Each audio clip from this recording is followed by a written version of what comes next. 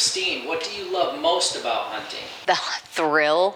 I mean, hunting is never a guarantee you're going to harvest anything, but just going and trying and doing the best you can is just that thrill of it is just, I don't even know how to explain it. It's just so awesome. It's getting out there, being in God's creation, seeing things that you can't see when you're sitting on your couch at home or watching TV. When it comes to the pursuit of white-tailed deer, many hunters develop a love-hate relationship with the sport. Hey. With hard work, consistency, and perseverance, and a little help from some strategically placed products, more often than not, success will find you. Oh my gosh, thanks be to God. What an incredible deer.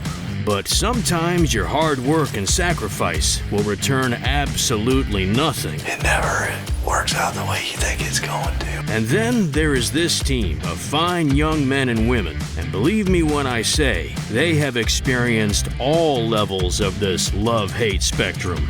I'm Christine Taylor. Welcome to season 10 of Whitetail Fix.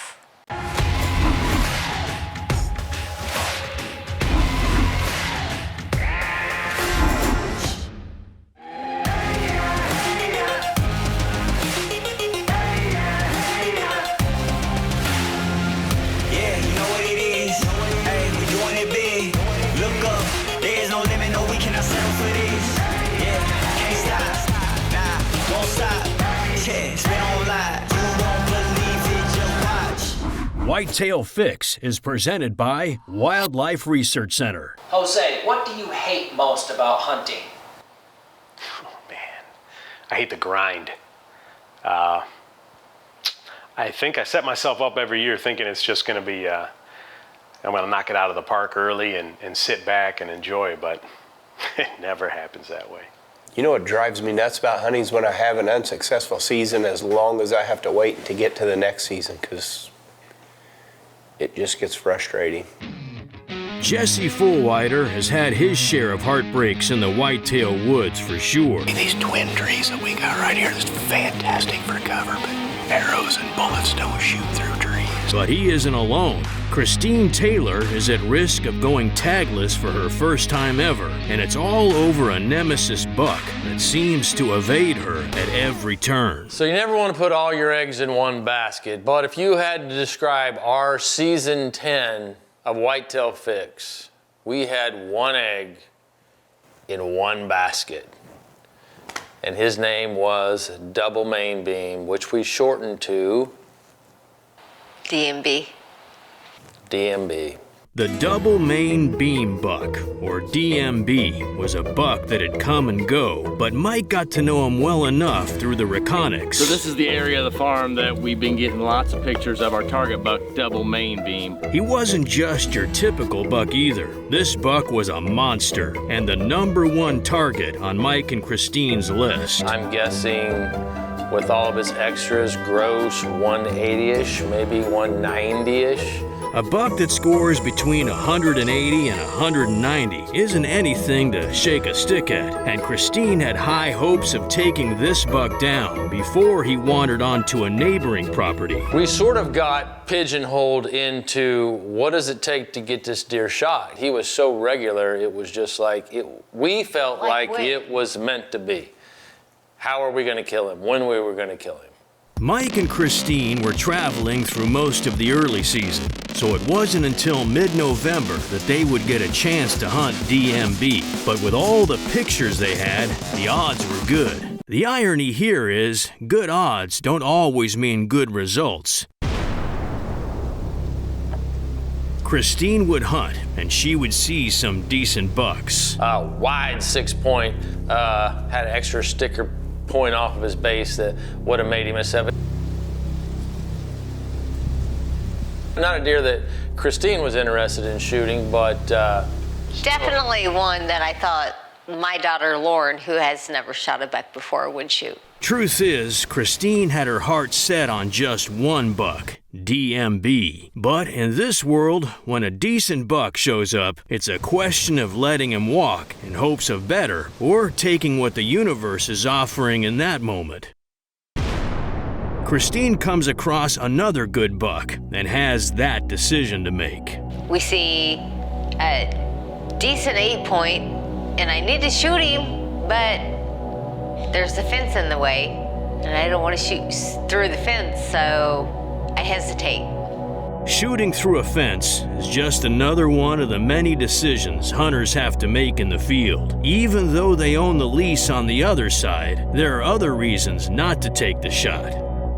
You never shoot through a fence, you're just hoping you don't hit the fence, and we don't want to wound a good deer. And unfortunately, he was a good one. Yeah. He's one we needed to shoot, but just more bad luck. John, what do you love most about hunting? The challenge. Peace and the quiet. You know, after spending 40 hours a week at the job. Another 40 on the golf course. Another 40 on the golf, yeah. I mean, you know. The thought, the excitement, the anticipation of a big buck walking in, or a turkey gobbling and sounding off. The friendships and the camaraderie that comes along with it. It's my time to get out, get the fresh air, you know, and just see God's creation. It's just all of that together, the anticipation of it. I love it, just love it all. Ernie DeSantis gets excited whenever someone mentions hunting, and for good reason. Mike and Christine, on the other hand, have had it rough this year, but they won't just give up over a little adversity. Early in rifle season, they head out to a favorite spot where DMB has been spotted on the reconyx. We are in our banks blind on the food plot where we've had the pictures of DMB. So we are in the best spot you can with a rifle in our hand.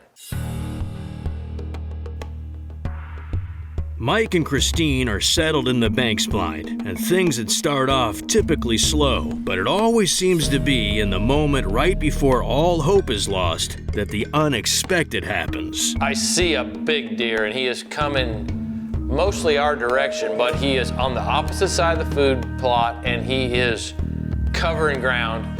He's obviously in between does, and he is trying to find another one. Mike doesn't even know it yet, but this is, in fact, DMB. But I can remember thinking, if he just turns into that corn, he's gone. And so I'm where Christine needs to shoot him at, that is where the camera is. So I have to open a window to the right to get her in the hole where he can shoot him. When a big buck is coming in fast and you only have seconds to respond, even the best of the best hit chaos mode. About the time I move the camera to the other hole and get the camera on him, I get him for a split second, and then he turns into the corn. She can't shoot, he disappears, and 2 minutes later, we hear a rifle shot.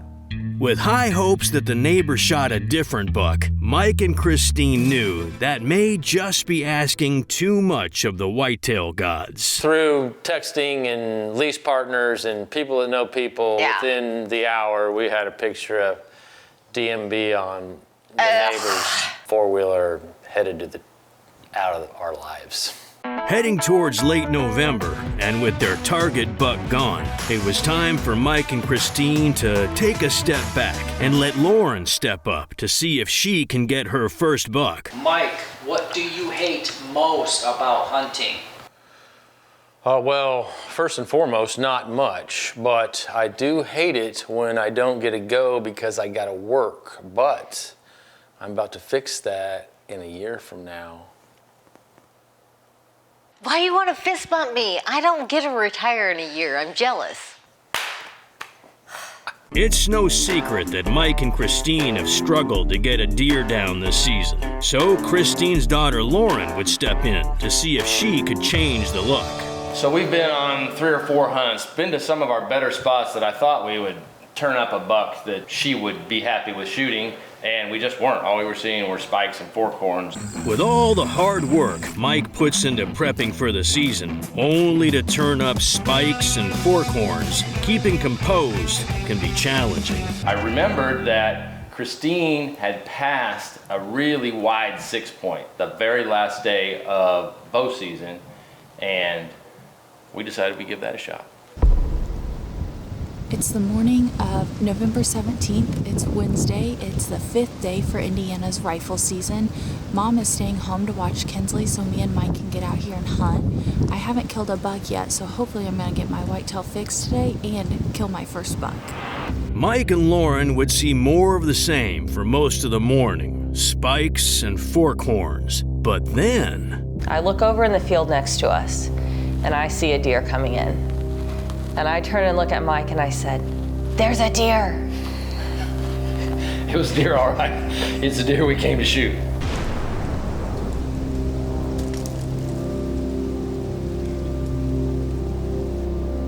Tell me when you want me to stop him.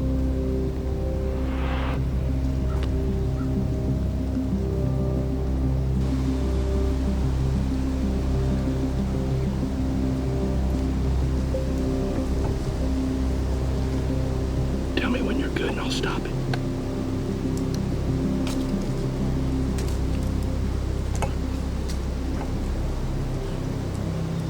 You have a shot there? Several different times I think I said, "Let me know when you want me to stop him," or something like that. I answered him every time. He never heard me.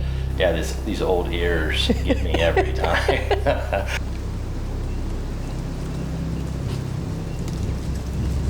Tell me when. That's not a good shot. Wait till he turns.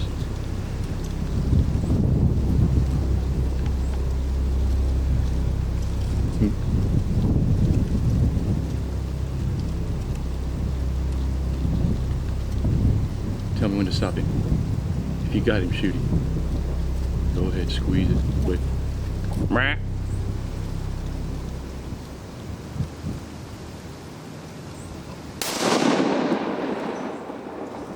You just shot your first buck. Oh my God, he's laying right there. Thank you, Lord. Christine may be off to a rough start this season. I can see him from here.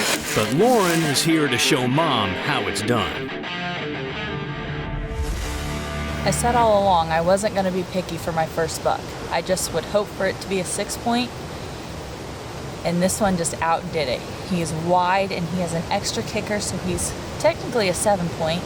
And I got my whitetail fix and I filled my first buck tag ever. A couple years ago, Mom and Mike took us hunting and I killed my first doe. So being able to have the opportunity to kill a buck was unimaginable. With Baku, there's no dragging required. Stacy, what do you hate most about hunting?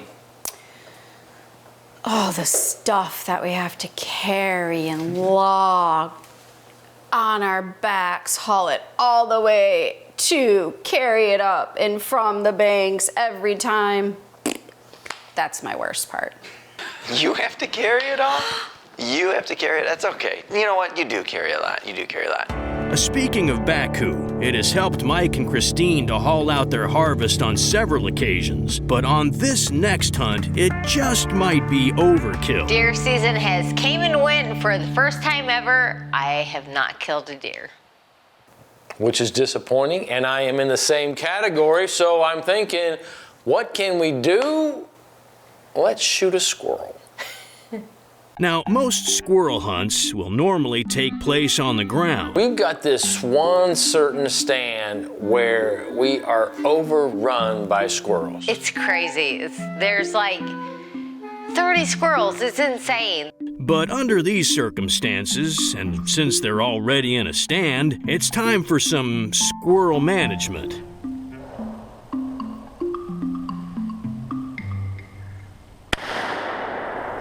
First squirrel ever. Yeah! It's true that there are circumstances that happen in the hunting world that could make one think they dislike the sport. Not killing would be top of the list. Lauren will be bringing home the bacon this time, and Christine brought in the side dish. But truth be told, regardless of setbacks, the love they have for this sport will surely bring them all back again and again and again. Until then, go get your fix. Whitetail Fix is presented by Wildlife Research Center. I can kill some extra animals for you, and then you can catch up on that. Who's gonna film it? You're gonna self-film? We all know you're not good at that. Is that how you do it? I don't know.